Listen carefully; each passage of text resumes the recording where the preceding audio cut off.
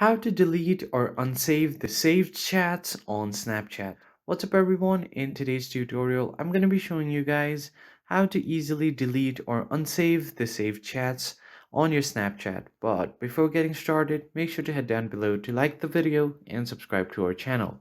Let's begin. So the first thing you need to do is open up the chat where you want to find all of your saved chats like this. Now if I send anything right here and if I tap on it, it will be saved on my chat section. So as you can see here, this person has saved my chat right here.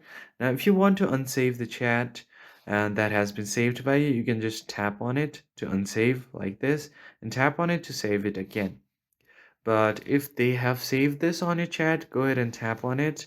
And then if you have saved this right here like this, you can just tap on unsave. And if you want to completely delete it, you can go ahead and long press on it like this and then tap on delete.